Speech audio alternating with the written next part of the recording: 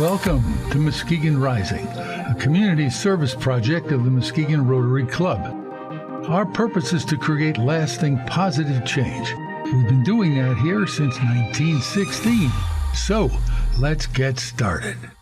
Welcome to the Muskegon Rising podcast. We're here today with Jack Russell, president of Muskegon's own Rolar Products Incorporated. Welcome, Jack. Thank you. Thanks for having me, Brandon. Yeah, can you talk a little bit about innovation in manufacturing? Well, innovation to me in manufacturing starts with people.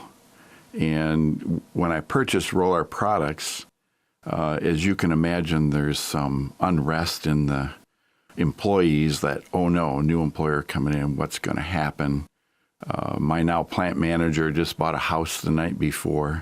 So all of a sudden the owner comes out and said, hey, we sold the company last night. And he's like, yikes, so what's going to happen? So to me, this is where innovation starts, is with the people and how you treat people. Because in manufacturing kind of gets a bad rap for, it's just how many people do you have? Go to work, punch the ticket, and away you go. So I made it a point to go out and talk to everyone on the manufacturing floor and say the most important thing about me buying this company is that every employee stays, because without you, there is no company. So it's important to me that you stay. And we did that to every individual, and every individual stayed. And three of those individuals, there were 4 employees when I bought the company, 3 of those people are still there. So to me, that's where innovation starts in manufacturing, with people, not process. And then you can get to process once you have the right people in place. Sure. So you went from 4 employees to how many now? We're about 40 employees now. How much that is due to sort of that shift you're talking about in terms of innovating the industry? How much of that growth is due to that? Well, it's hard to say. It's kind of happened over, many years, but the innovation is get people on board first, and then we started changing things. We've got rid of half the equipment we had, bought new equipment, get into new technologies, all the way to innovation of having manufacturing data, output data on TV screens on the manufacturing floor that I can even look at on my phone and watch what's happening on the manufacturing floor. And again, even in that case, the first thing that happens when you put data acquisition up on the manufacturing floor and people know that you're going to be watching what they make, the first thing they're going to think, and this is what I thought because I worked in manufacturing, somebody's putting that up and they're going to watch me and I'm not going to like this.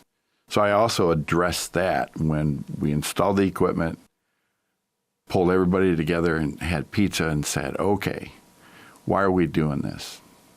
And I'm looking around the room and they're all looking at each other like, we don't like this, right? And what I said was, if you think I'm putting this in to watch you push the green button, in our world, if you push the green button, you run the machine again, right? And if you think I'm doing that to make sure you're pushing the green button when you're supposed to, you've got another thing coming, because if I thought that about any of you, I would have fired your ass a long time ago. And I said it just like that. And then the next statement I make is, I trust everyone standing here. It's not the reason we're putting data up. We all need to know what's keeping us from being more productive in manufacturing, not pushing you to push the button. So we need to think. So the stories that have happened beyond that with the data, first of all, one of the things the software shows is when the first part was made in the shift. And everybody comes in a manufacturing environment, turn the machine on, let it run. And they know they have to let it warm up to go get a cup of coffee, whatever. So one of the pieces of data that's shown on the manufacturing floor is first part made in the shift. People said, what is that? Just what it says, first part made. Oh, well, I got to warm the spindle up. You're supposed to. I got to check tolerances. You're supposed to. And I went, oh. And then we watched that first part made in the shift, and it reduced by 38.28%. And then we started asking the employees, what's happening? They went and read the manuals on their own because they all thought it was push the button, let it warm up for 20 minutes every day. And it was like 2 minutes and you can run parts.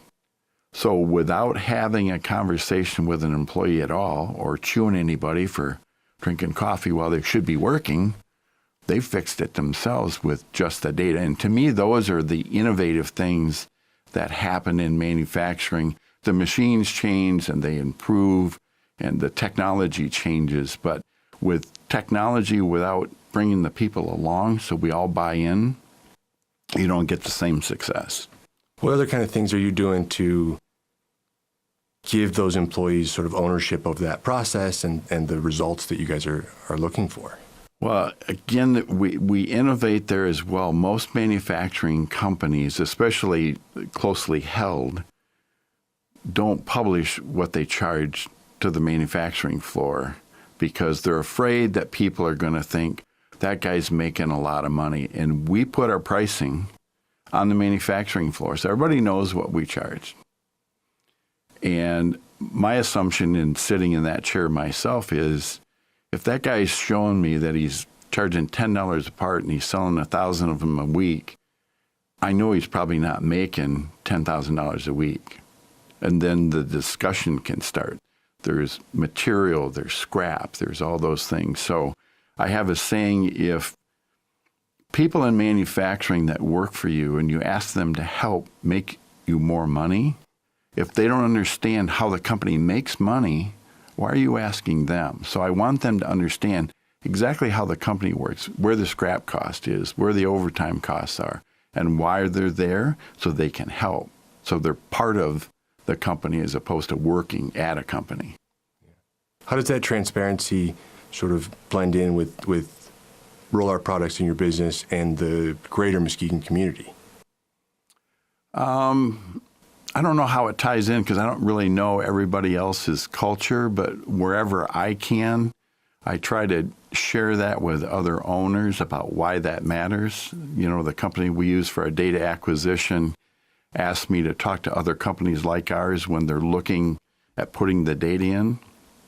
And one of the things I said to their sales group was, if you're going to put it in and the manufacturing manager and the owner are going to watch it in their office first before they put it on the floor, I tell them don't buy the software because you're going to really upset your culture in your company because you are really spying on them from a room in the back. Put it right out in front and tell them why you're doing it and make them part of it. Otherwise, you're never going to get past it. So again, it's innovative thinking in manufacturing to me that adds to the success. You can buy the equipment, you can develop the technology, that's the efficiencies that you can add, but it's that piece that really changes the profitability of a company and the culture of a company. Jack, industrial manufacturing has a connotation of having a dirt factor inside the factory. Tell us about what the inside of your shop looks like. It sure does have a dirt factor, especially in Muskegon where there were so many foundries, that stigma of guys coming home dirty with raccoon eyes because they've had so much dirt on them. Modern manufacturing is way different. If you walk into our plant, it's LED lit. It's bright. The floors are painted and scrubbed regularly. I won't say it's hospital room clean, but it amazes people when they see, oh, this is manufacturing today. And again, that's an innovation. Not all manufacturing facilities do that yet. There's still some older shops that haven't made that jump. And it changes the culture in manufacturing as well. So when young students come in, because we have tours on a regular basis, we're trying to get more kids interested in manufacturing, they walk through the plant and they go, wow, there's computer screens up on the and we're seeing live data and numbers change and it's clean. It changes their approach to manufacturing. It's more technical than they ever imagined. So, how do you find people in the labor market we're in to keep the shop running? How do you approach that? It's difficult for a lot of people. I get asked that question a lot. How do you find people? Because we can't find anybody. And in all honesty, we typically have people that we've already interviewed waiting to come to work for us. And that happens in, several different ways. One of them is what the plant looks like and the innovation on the manufacturing floor and the way we treat people, the culture that we've built, right? For example, things that a lot of people in the industry know, we have a shop party like everybody does, old school shop party, right? And we have it on a Friday. We work a schedule of 4/10, so Friday's always a day off. Everybody gets Friday, Saturday, Sunday off, which is a little innovative too. Not everybody does that. But we have a shop party on a Friday. So that's usually an overtime day for our employees. So when we have a shop party, everybody who comes gets paid 4 hours a time and a half to come to the shop party on their normal day off, and free food, and we have a cornhole tournament and all those kind of things. And we actually do that twice a year. We call it the Get Paid to Party, which is innovative. And those kind of things precede you when you're competing for talent in the marketplace. People already know. We just hired a couple that did some other side jobs for about 2 months. And we told them we had openings coming, but it wasn't going to be there yet. And they waited to come to work for us. So again, innovation is an advantage, not just in manufacturing, but in your hiring practices as well. Once you find the right people and you've built this culture, where are these products going? What industries are you involved in? There's several segments that we're involved in. We're Tier 2 automotive. We do medical components and pieces for different medical apparatus, and also industrial pumps. So automotive, Michigan's an automotive state. There's a lot of automotive manufacturing and parts manufacturing. Not many people realize the depth and breadth of what that industry is. I spent 21 years in international automotive component manufacturing, and most people don't know that literally every manufacturing plant in the world that manufactures a car produces a car in about 56 seconds. And typically in the United States, we produce between 12 and 17 million cars per year are made every year in the United States. And if you ask that question of most people, they'll go, I don't know, 200,000, 500,000, not tens of millions. So when you make components for an industry like that, it's a very short window. It's very efficient. We all complain about the cost of cars. It would be way higher if the automotive companies didn't do things in a very precise manner, and that's the only way you can buy a car for the price you pay for it today. So typically there's only 2 days between you and shutting an auto plant down. 2 days of production. So if you have a machine go down for a day, you're down to 1 day. And after that, you pay to air freight it wherever it's going. So there's an attention to detail and consistency in the automotive world that the average person walking around in Muskegon has no idea of the volume and the pressure and the expertise it takes to be able to manufacture in automotive.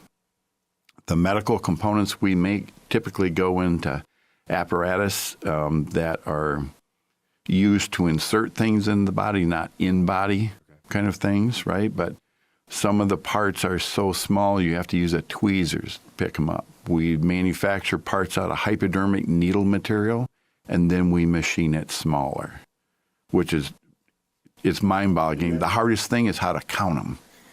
And we had to design special apparatus to figure out, you can't weight count them because they're so light. If you get any oil on them, it throws the count off. So, and then the industrial sector, we make big, heavy gears out of cast iron and gearboxes, that kind of thing, for industrial pumping. And also we make gas turbine engine fuel metering gears that go in gas generation power plants. So when they're using some other kind of fuel, you have to meter that fuel in very precisely. And those are some of the tightest products that we make that are plus or minus 2/10,000ths of an inch or 200,000ths of an inch, both shape and form. What are some industries that you guys are working in that people wouldn't think of? some applications that the person on the street wouldn't think of an industrial manufacturing company working with. Well, I think the medical is one of those things. When you go into a hospital, you don't think there's manufactured components made in a factory, right? We just all think it's all sterile. So I think that's one of them. And then also the big industrial pumps that supply us our food and, pump things into tanks back and forth. People don't know where that comes from. It's a big hunk of metal and it's been made somewhere, but some of those are made right here in Muskegon. Is there anything we haven't talked about that you think that people might be interested in? I think we've covered a lot of it. I would invite the younger people in the group to pay attention to your guidance counselors, because you can make really good money without a college degree. We have people, I know people that work for us that make more than children I have with college degrees, right? And we're glad to have them. The talent's valuable, and you can learn it on the job. You can do it in a combination of some college and some on-the-job training. But, our best employees are people who just take a genuine interest in what they do and apply themselves. Well, thank you, Jack. I appreciate your time here. I also want to give thanks to Muskegon Rising Podcast, Muskegon Rotary Club, Mike Vogus, and Benchmark Productions. Thank you. Thank you.